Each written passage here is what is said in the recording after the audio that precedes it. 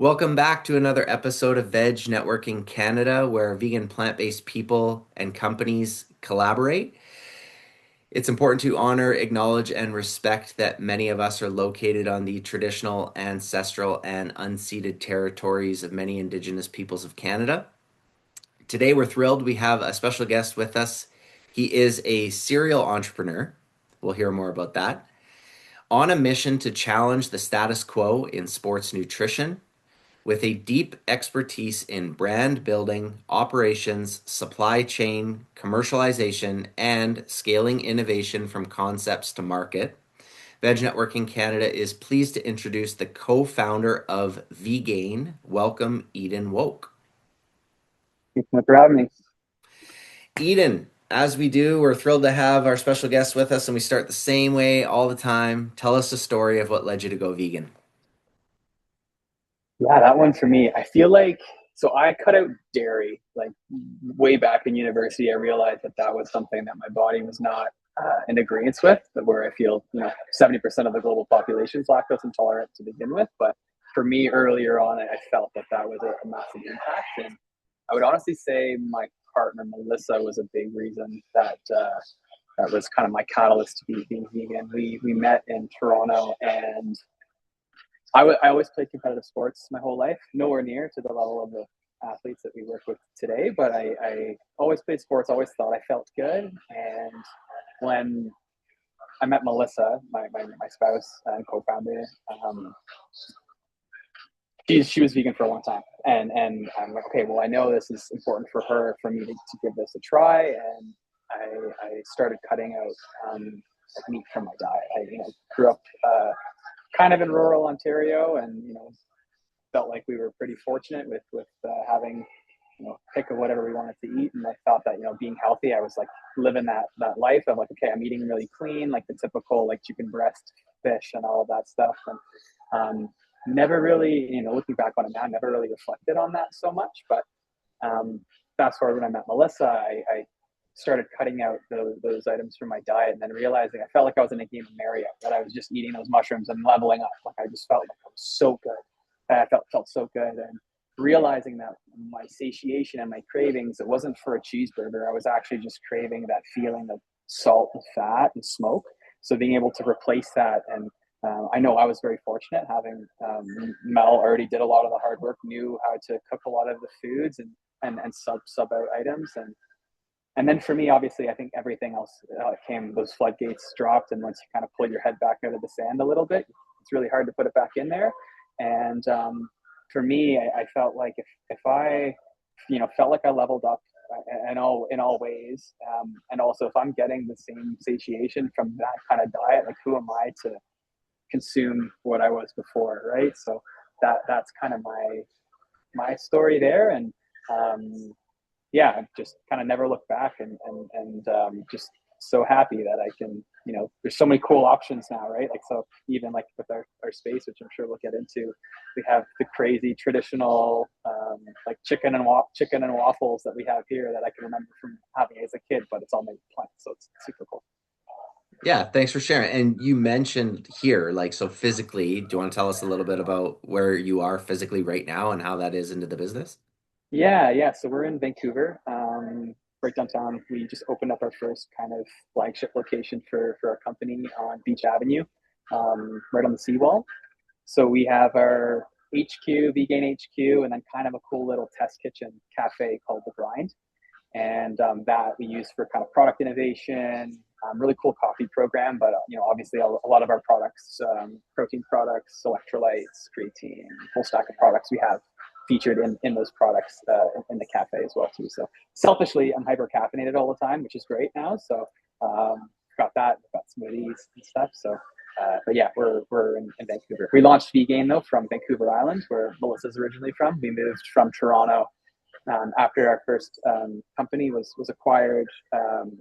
We contractually had to be in Toronto for a year to basically build brands and run the marketing. And then when we didn't need to be there anymore, we couldn't get out west fast enough for the island. So Yeah, so speaking of that, we mentioned, you being a serial entrepreneur. So what is and you briefly touched on it there, right? Like, so what is your entrepreneurial origin story? Like, do you have the spark Yeah, from when you were a kid or out of school? Like, how did it work for you?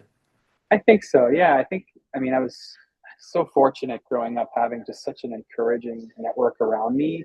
Always, um, I think one of my most profound memories as a kid was coming back from preschool. And you guys probably remember, like, the teacher asks you what you want to be when you're a kid.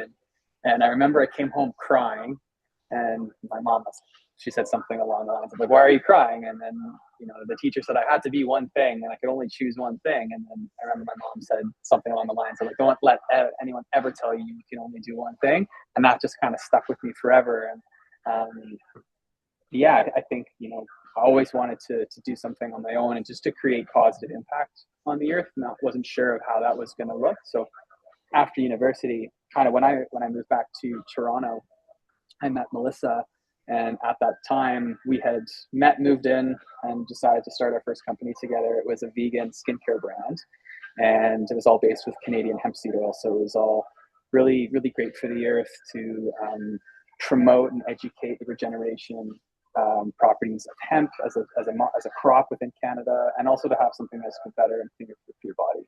And that's kind of where we started our first business together. And then after that company was acquired, we basically built a branding and marketing agency. So we just would create all the brands that we would get contracted to build for other groups and other companies would be quietly vegan, and that was just our mandate. Like, we wouldn't touch anything, we wouldn't do anything unless it was plant based. Like, there's no reason, right? Like, even from a supply chain perspective, there, folks won't, even if we're develop. I remember one of the brands we were doing was a gummy, and they were really steadfast on having gelatin in it. And for us being able to, having to pitch it to them and explain to them why certain kinds of pectins are actually not just better for your health, but the environment and all of those things. So I think a lot of that is just being able to story tell and educate people, because I like to think people are inherently good.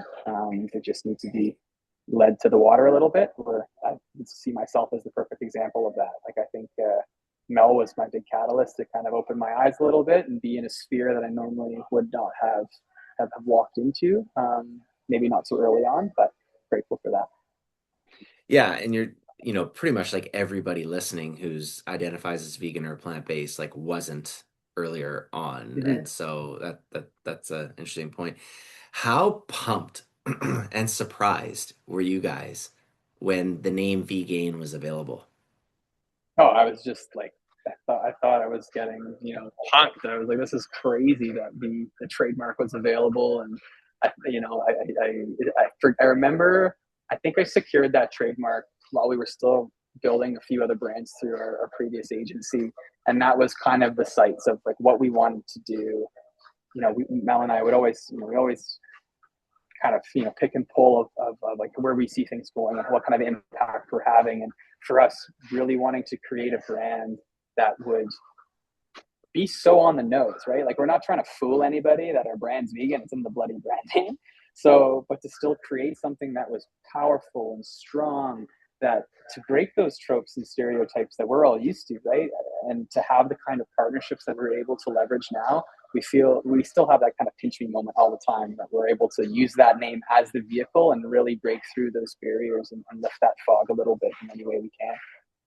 Yeah, it's so rare these days to be able to get a trademark, Mm-hmm. website, social media handle, or everything like you said that's so on the nose where it's like one of those moments where you're like, Yeah, how is that even? Yeah. yeah, So where definitely. is VGain going in the future? Where there's a lot of growth, especially this year. It's been I mean, already this year's been awesome for us. But I think it's, I mean, great question. I think kind of to see where we're going. I think I'll backtrack a little bit just to see kind of how we've come to be a little bit, and our initial plans of inception for that. I think when we first launched the company just over 3 years ago, we were approached by one of the top UFC fighters in the world. And Mel talks about this sometimes, and we joke about it because she had no idea who this guy was. And she junked the email. She thought she was being scammed, that someone was trying to take her for a ride. And we had never we had never built the brand to be kind of focused around the world of combat sports, but kind of to touch on what I was mentioning before, where to break those tropes and stigmas and stereotypes around plant-based, especially in the nutrition world, there kind of isn't a more perfect alignment than the world of combat sports, where you have people literally beating each other in a cage. So you see all of these like a lot of that toxic masculinity that obviously comes with a lot of these certain spheres and those organizations. To be able to break those tropes and be attached to groups like that, whether the fighters themselves are vegan or not, it really is an indication of, I think, where things are moving. Athletes are the best barometer for the impacts of products on their system.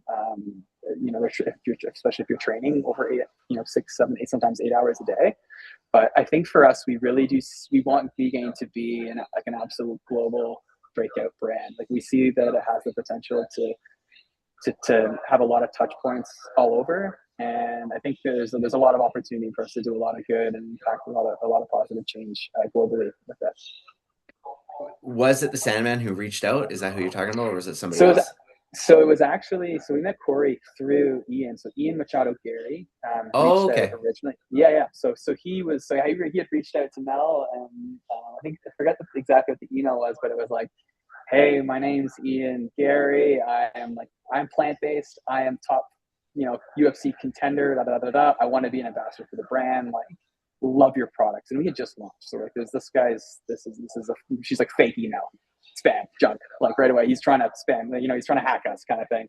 And I was having a meeting at that time overseas that happened. That who I was meeting was a massive UFC fan, and I looked at my phone and I just kind of chuckled, and he said, "Oh, what's going on?" I'm like, "Oh, Mel's getting hacked by some guy named Ian Gary." He's like, "The UFC guy?"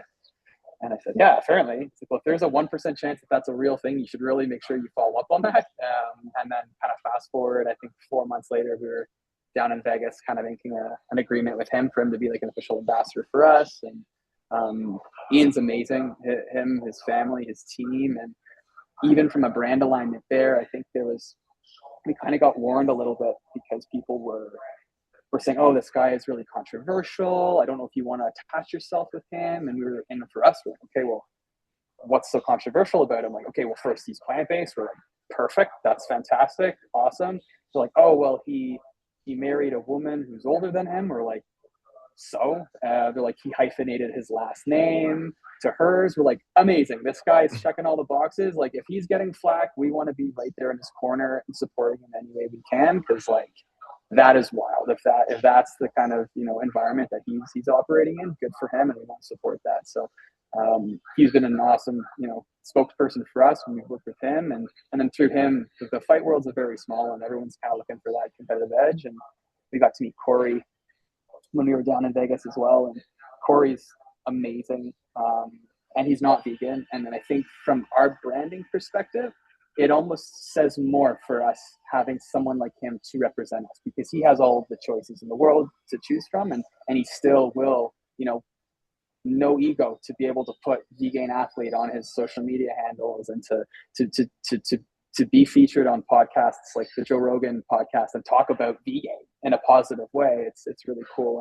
and it really does crack open that world to a whole other demographic of people that never would normally, even learn or plant that seed of, oh, what is vegan? What's going on here, kind of thing. It's really hard to argue, like, just with the one aspect of like the anti-inflammatory properties. Like, it's really, as an athlete, like, it's especially that type of an athlete, really hard to argue that.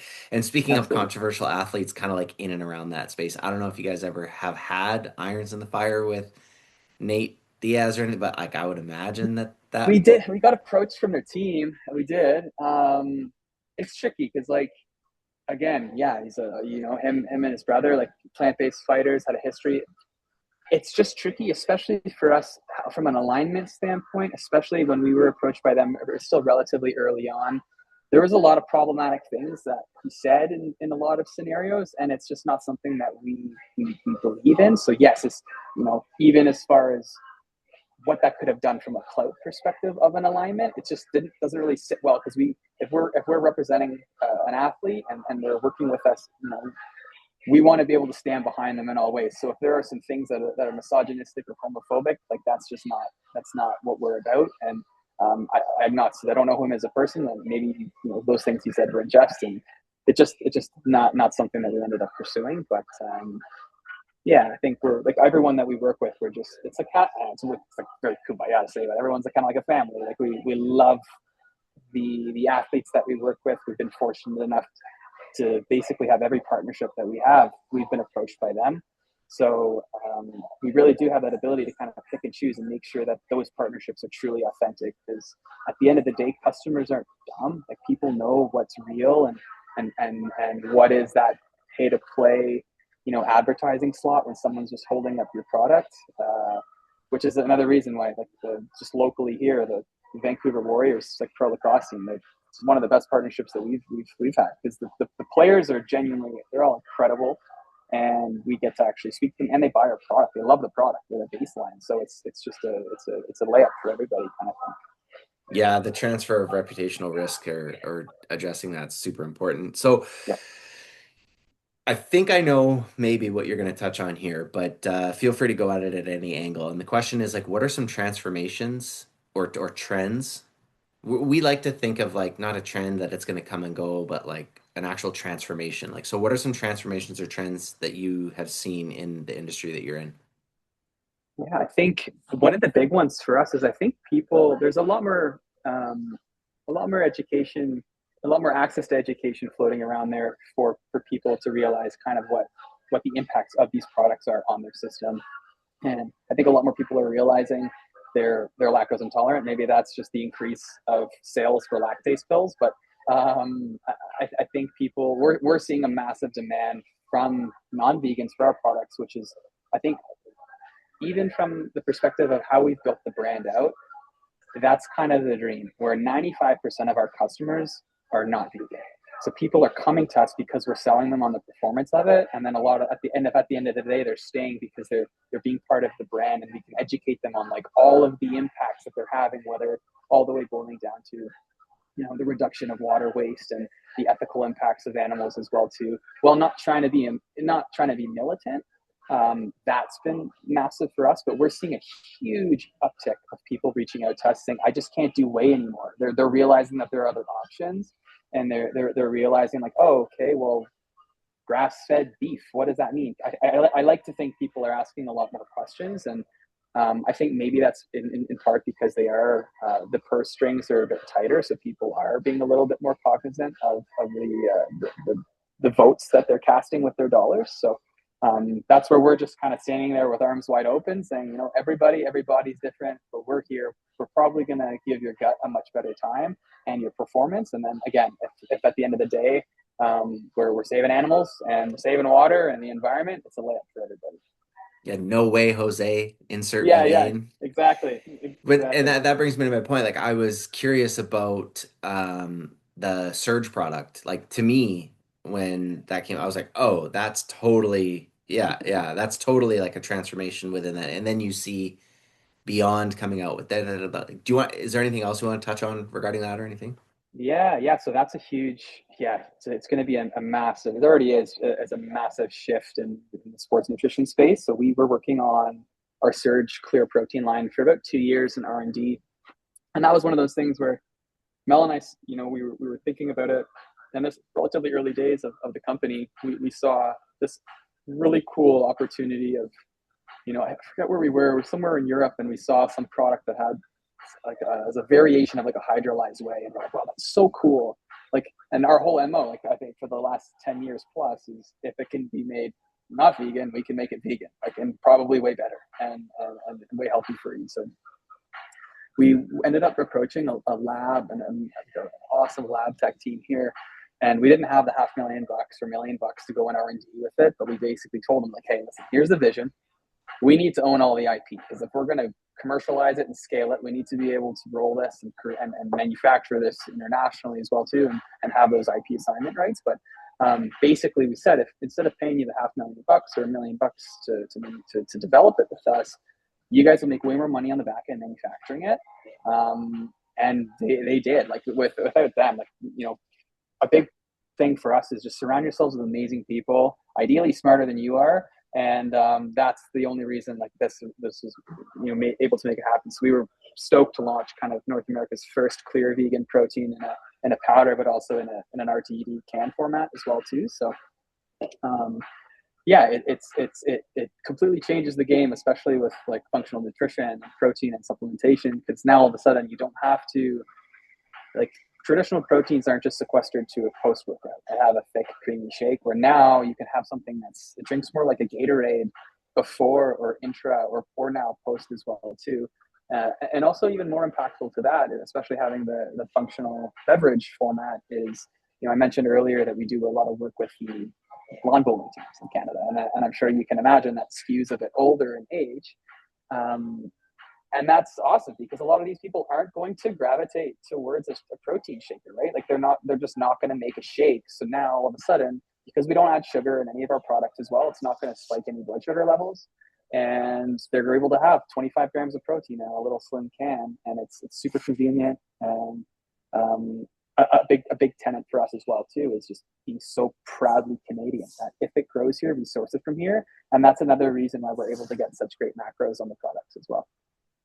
I'm just thinking in my brain right now a really sweet ad of like a bunch of people lawn bowling, like all cheersing with the surge Oh yeah. can, and yeah, Oh, like for being sure. able to get those people to, we have people listening who focus on the athletic performance training and how important it is to have these people build muscle and joint mobility and all that Yeah. stuff to stave off breaking of hips and all that kind of stuff. And so, yeah, how cool to tap into that market. Probably something that you guys never dreamed of. Yeah, absolutely. Well, that's Yeah. exactly it, right? Like even for us, from if anyone out here has vending machines in hospitals, please reach out because there's like for us when we go to the hospitals, we go to clinics. Like, why the heck are we selling sodas in there? Instead of something that's like functionally going to help repair muscle tissue and help the recovery. So that's the whole health side of things is a massive avenue for us, and where we're focusing a lot on that education piece as well too, and just to help people just feel better and feel better. That's kind of a big mo for us around and then at the end of the day, like we get people coming here all the time, even through the cafe. It's crazy where they're like, oh wow, that protein shake you gave me makes you feel really good. I'll have a we don't have any regular like traditional cow's milk in here or anything. But like you see like some older folks will come in and they're like, oh, I want to try that alt milk or that soy milk, because you break that one little barrier and then it opens them up that it's not mean and scary. It's not going to hurt them. It's actually, it's that little uh, low barrier for them to enter through. Yeah, maybe there's some other people listening like me, but don't get me started on the healthcare system and a cured patient is a lost customer when you Yeah. start going to the very, very cool. And absolutely anybody who's listening who fits in that bill who wants to do things differently in that healthcare space, yeah, absolutely reach out. So this can go from what you and Mel do personally, what you've done in the past, what you're currently doing through the business, or what you're looking to do in the future. But like, what does giving back mean to you guys and the brand, and how does that look? Yeah, I think we do. We try and be as involved as we can in the community and communities as we can be from kind of a multi-prong approach. A big one is education around nutrition. Another is through youth sport. I think a big thing for me, I wish I had someone crack the metaphorical egg of knowledge for me much earlier on in my life, because I feel like I would have made that transition and that shift much earlier. And so for us, even from the partnerships that we seek out, or with the athletes that we work at and doing kids camps, a good example is again with the Canucks group locally here. They do so much with the Canucks Kids Fund and trying to be involved in events with them as well too, and leverage that partnership that we have with them through the Warriors.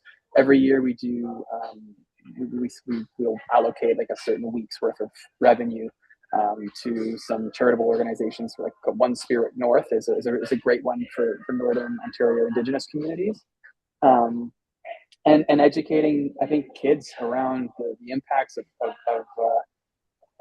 nutrition. I think you see it in kind of in every sport now. The people that are going pro, they're just at a completely different level. They have to be so dialed in, and like gone are the days where people are actually consuming Red Bull at the end of a race or before, because people's hearts would explode. Like it's but these machines have so much money that they're able to get those marketing dollars and just put their logo on everything.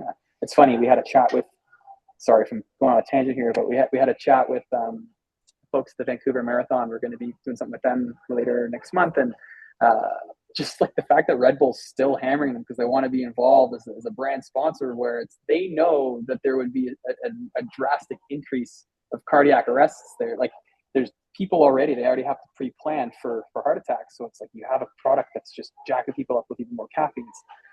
I don't know how in good conscience you can do that. Like I love Red Bull as a brand. I think they're fantastic.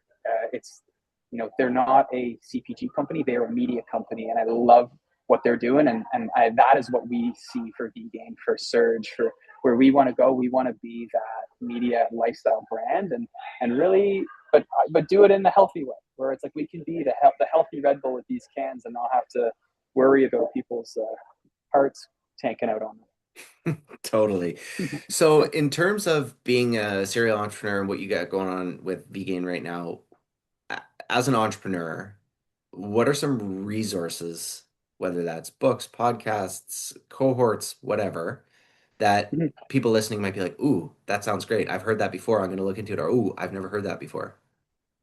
Yeah, I think there are a lot of, I mean, especially now, I think we're getting our heads out of the sand a little bit more, trying to be as more involved within the community in Vancouver. There's a lot of great groups and accelerators, whether it's online or in person. I would say get involved in those. A lot of like great meetups, but from a podcast perspective, the Acquired podcast is a great one. I like some of the books.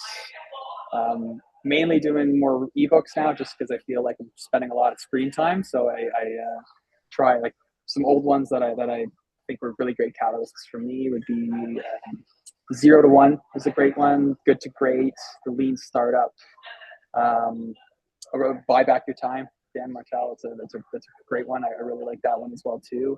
But yeah, I think also don't be afraid and don't be angry at yourself if you don't give you the time to use these resources. I feel like a lot of the time, trust your intuition and surround yourself with good people.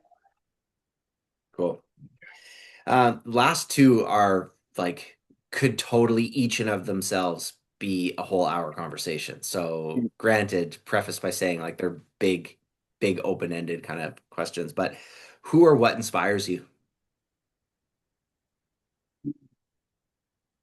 I think business owners, like entrepreneurs, I just get so much fuel in the tank and fire under my arse when I see other entrepreneurs just doing what they love and how passionate they are, because it's so hard and it takes a lot of guts to just take those swings. And I think we won the geographical lottery to live where we live and to have all of the access and the resources that we have here.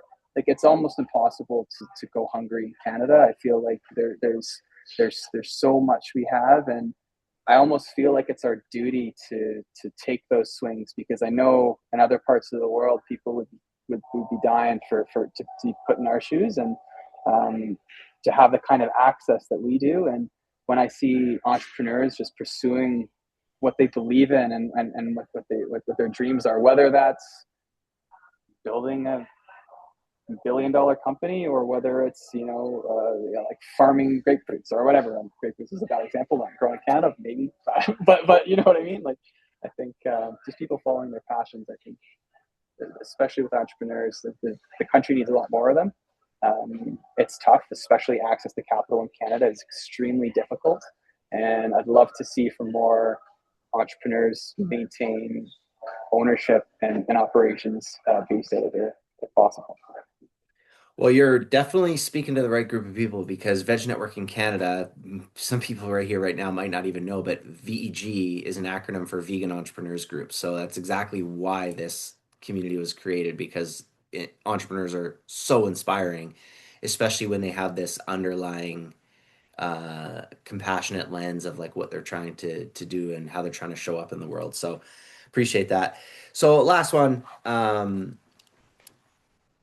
You've mentioned so far, surround yourself with great people, people that are ideally smarter than you in certain areas. You just previously mentioned like don't guilt trip yourself if you aren't using all these resources and things that you've heard about or that people are talking about. So those are a few things that stood out for me. But what else in terms of advice, lessons, or tips for entrepreneurs or wannabe entrepreneurs? Yeah, I think